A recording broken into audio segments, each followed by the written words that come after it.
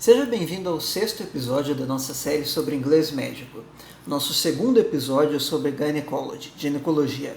Nesse episódio vamos falar sobre ovaries, breasts e fisiologia e farmacologia ginecológicas como um todo. Começando pela anatomia do ovário, o ligamento próprio do ovário, em português, é chamado simplesmente de ovarian ligament, em inglês, que liga o polo medial do ovário à parede lateral do útero. Já o ligamento suspensor do ovário, ou o ligamento infundíbulo pélvico, que liga o ovário à parede lateral da pelve, é chamado em inglês de infundíbulo pelvic ligament, ou, mais naturalmente, suspensory ligament of the ovary. Sua relevância é principalmente porque contém os vasos ovarianos, ou ovarian vessels. A palavra vessel, em inglês, tem uma série de traduções possíveis, de navio a jarro. No entanto, no contexto da medicina, geralmente se refere às artérias e veias. Desse modo, ovarian vessels aqui, no caso, se refere à artéria ovariana e à veia ovariana, que estão contidas no ligamento. Esses são vasos que devem ser ligados, ou ligated, durante uma oophorectomy, uma oophorectomia retirada do ovário, e com especial cuidado para não ligar também o ureter, uma complicação bastante perguntada sobretudo em provas. Quando falamos de fisiologia ovariana, é importante lembrar que, embora o estrogênio também possa ser produzido por tecido adiposo, como estron, estrona, ou pela placenta, como estriol, estriol, sua produção primária como estradiol, estradiol, pelos ovários, in the granulosa cells, ou nas células da granulosa. The theca cells, as células da theca, ou teca, produzem androgênios, como androstenedione, androstenediona, a partir de colesterol, que são então convertidos nas granulosa cells, ou as células da granulosa, em estrogênios, estrogen. Já a progesterona, produzida a princípio pelo corpus luteum, corpo lúteo, está envolvida em funções relacionadas à manutenção da gravidez, ou pregnancy, como o desenvolvimento das artérias espiraladas, spiral artery, simplesmente no inglês, e o relaxamento da musculatura lisa do útero, ou uterine smooth muscle relaxation. Aqui, smooth muscle, em contraste a skeletal muscle, ou musculatura estriada. O óvulo pode ser traduzido como ovum, plural ova. No entanto, ele é frequentemente chamado, um pouco mais informalmente, mesmo no contexto médico, de egg, o inglês para ovo. Cabe lembrar que o que é fecundado pelo espermatozoide, ou sperm, simplesmente, não é exatamente o óvulo, mas o oócito 2, ou secondary oocyte, o ócito secundário em inglês.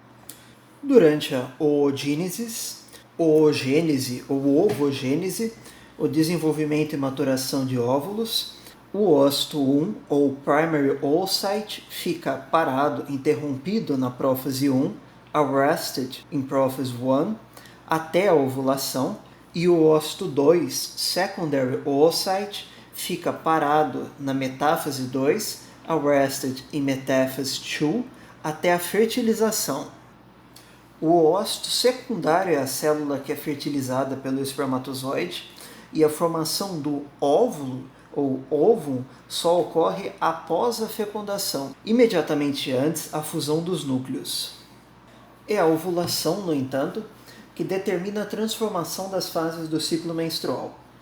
Embora os termos follicular phase, fase folicular, para a primeira metade do ciclo, e luteal phase, ou fase lútea, para os 14 dias finais, sejam bastante utilizados em inglês, também é muito comum ouvir os termos proliferative phase, para a fase folicular, e secretory phase, para a fase lútea.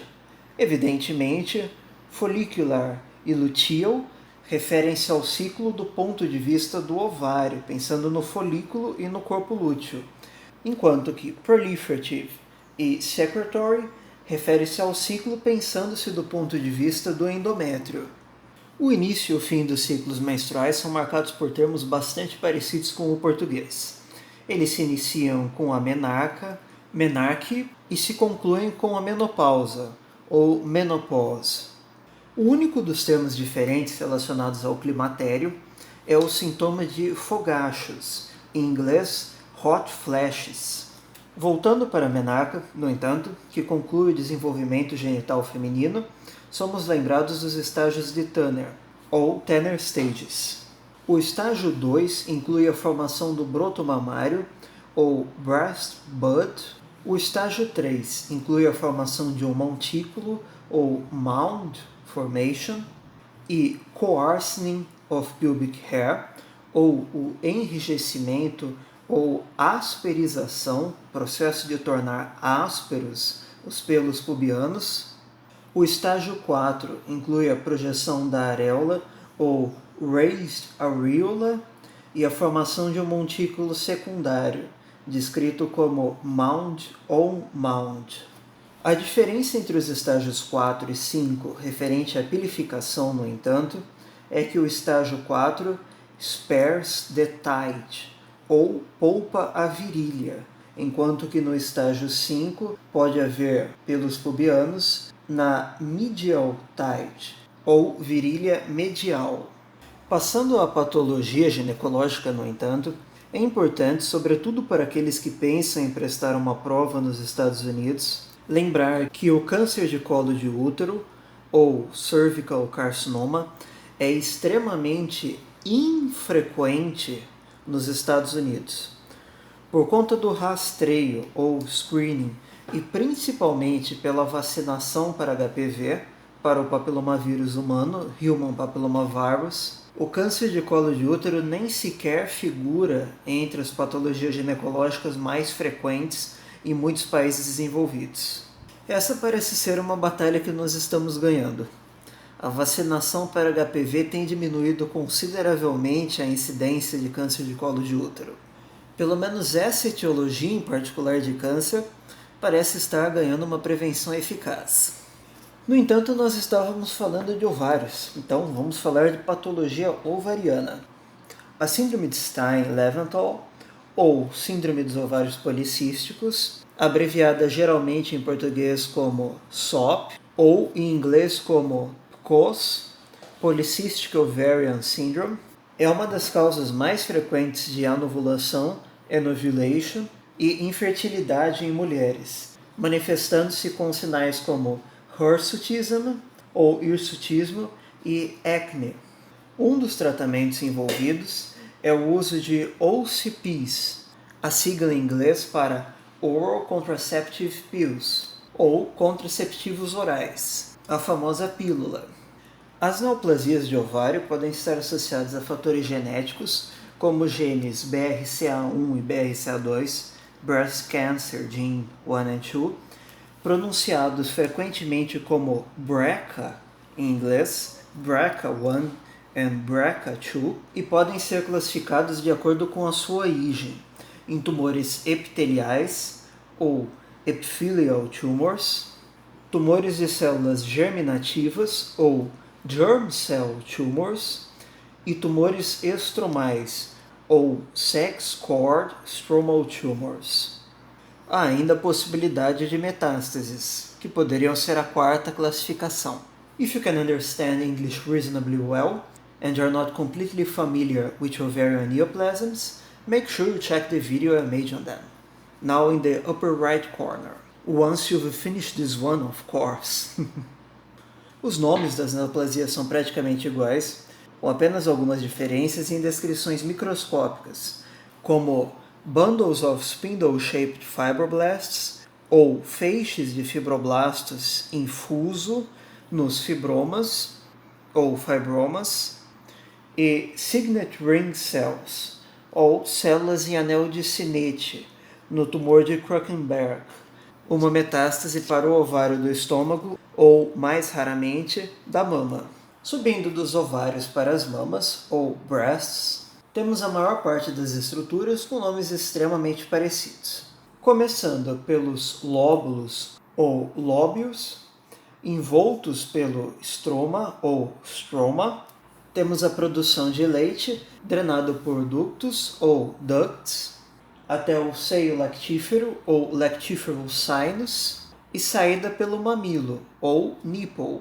Toda a estrutura é sustentada pelos ligamentos suspensórios de Cooper ou Cooper ligaments, que se inserem na derme mamária e na parede torácica.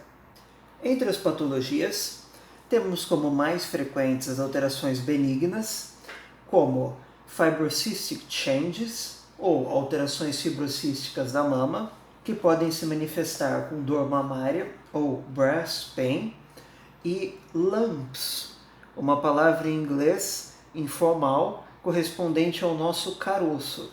Temos também a adiponecrose, resultante geralmente de traumas, chamada em inglês simplesmente de fat necrosis, ou necrose gordurosa, mastite, ou mastitis, às vezes referida como lactational mastitis, ou mastite da amamentação, geralmente por Staphylococcus aureus, que pode se manifestar na presença de cracks in the nipple, cracks, fendas ou, no nosso contexto, fissuras no mamilo.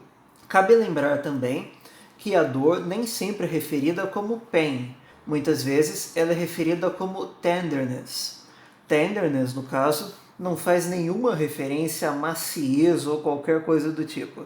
Tenderness significa simplesmente dor à palpação, ao contrário de pain, que geralmente se refere a uma dor contínua. Desse modo, breast tenderness, por exemplo, seria a dor à palpação do seio. Painless, por outro lado, sem dor, seria indolor. Temos então, entre as neoplasias benignas de mama, o fibroadenoma, o papiloma intraductal, intraductal papiloma, conhecido por ser uma das causas mais comuns de bloody nipple discharge, ou secreção sanguinolenta pelo mamilo, e o tumor filoide, ou Phyllodes tumor, caracterizado por suas leaf-like projections, a microscopia, ou projeções em formato de folha.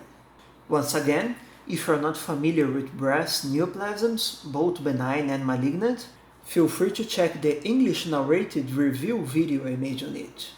Os cânceres de mama têm praticamente os mesmos nomes do português, sendo classificados como ductal ou ductal e lobular ou lobular e in situ ou invasivo. As outras descrições geralmente são subtipos dessas condições, como por exemplo Paget disease ou doença de Paget, que é um caso de ductal carcinoma in situ, ou carcinoma ductal in situ, em que ele se estende pelos ductos até o mamilo, nipple, sem, no entanto, invadir a membrana basal, basement membrane, provocando eczematous patches on the nipple, ou placas eczematosas no mamilo.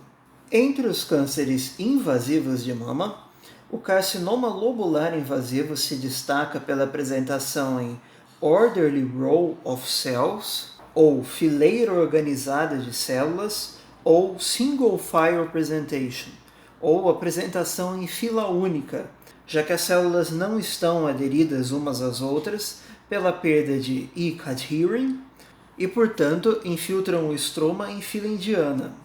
Já o carcinoma ductal invasivo, invasive ductal carcinoma, é mais frequentemente descrito com a presença de dimpling of the skin, ou pregueamento ou ondulação da pele, pela deformação dos ligamentos de Cooper.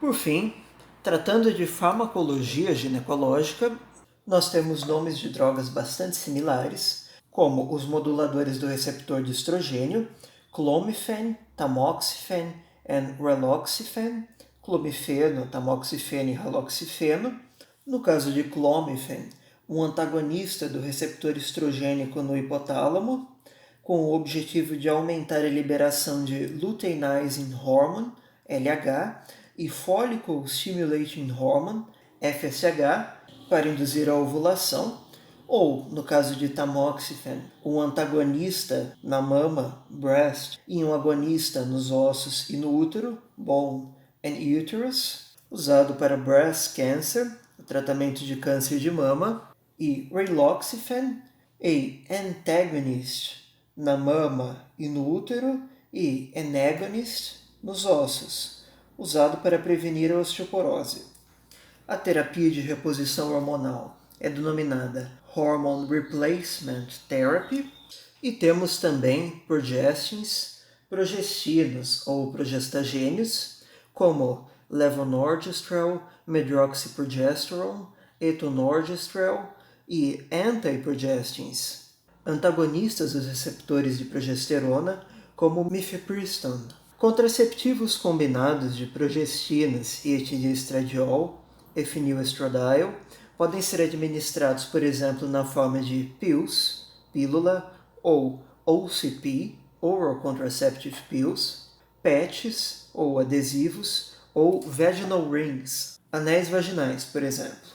Como um método de contracepção mais prolongado, no entanto, temos, por exemplo, IUDs, ou Intrauterine Devices, DIUs, dispositivos intrauterinos, que podem ser de levonorgestrel ou de cobre, copper. Outras drogas um pouco menos comuns seguem a regra e geralmente têm nomes bastante parecidos com o português, como os inibidores de aromatase, aromatase inhibitors, como anastrozol.